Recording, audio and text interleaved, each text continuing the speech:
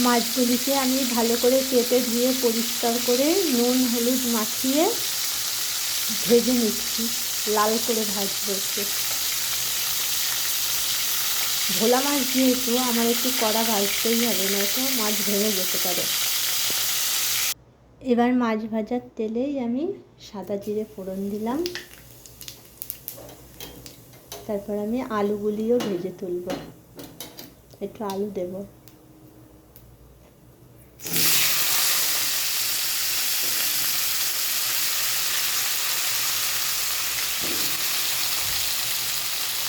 আমি আলুগুলিকে ফ্রাই করব, একটু নেড়ে নিলাম।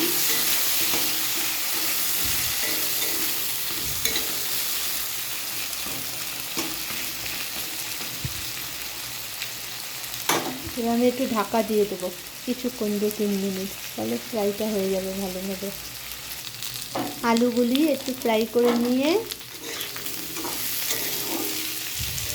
পেঁয়াজ কুচো রসুন কুচো দিয়ে দিয়েছি, কাঁচা লঙ্কা চিড়ে দিয়েছি, আর জিরের গুঁড়ো ধনের গুঁড়ো দিয়েছি। এবার একটু কষিয়ে নিয়ে আমি জল দেব। মশলাটা কষিয়ে নিচ্ছি, জিরের গুঁড়ো ধনের গুঁড়ো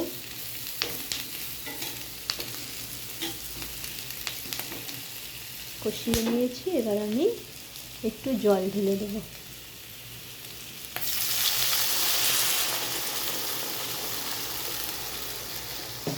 মাছটা এক্ষুনি দেবো না, একটু পরে দেবো, ভোলা মাছ তো ভেঙে যেতে পারে। মাছটা দেবো একটু বাদে, আলুটা সেদ্ধ হয়ে যায়। আর একটু নুন আর একটু হলুদ দেব। নুন হলুদ দিয়ে দিয়েছি। এবার আমি থালা দিয়ে একটু ঢেকে দেবো, তাড়াতাড়ি আলুগুলি সিদ্ধ হবে আর ফুটেও উঠবে তাড়াতাড়ি। আলুটা আমার ভালোভাবে সেদ্ধ হয়ে গেছে। এবার আমি ভেজে রাখা মাছগুলি সব দিয়ে দেবো।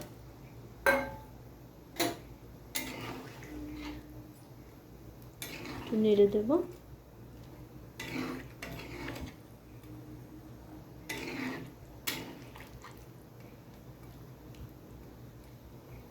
নেড়ে একটু ঢাকা দিয়ে দেবো, একটু ফুটতে দেবো। এভাবে করলে কি হয়, মাছটা ভেঙে যাবে না। আমার ভোলা মাছ এমনিতেই নরম হয়। মাছের ঝোলটা আমার হয়ে গেছে। এবার আমি নামিয়ে নেব মাছের ঝোলটাকে। একটু হালকা ঝোল রেখেছি ভাতের সঙ্গে খাওয়ার জন্য, একদম গামাখা গামাখা করিনি। আর এর তাছাড়া এমনিতে একটু ঝোলটা একটু ঘন হবে ঠান্ডা হয়ে গেলে। এবার আমি নামিয়ে নেব।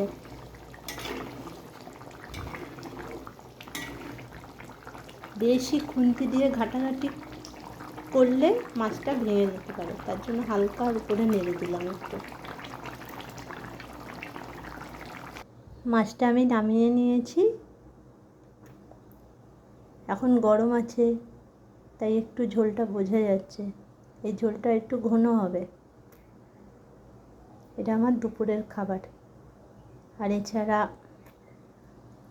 উচ্ছে আর কুমড়ো কেটে রেখেছি, উচ্ছে কুমড়ো পেঁয়াজ একসঙ্গে ভাজা করব।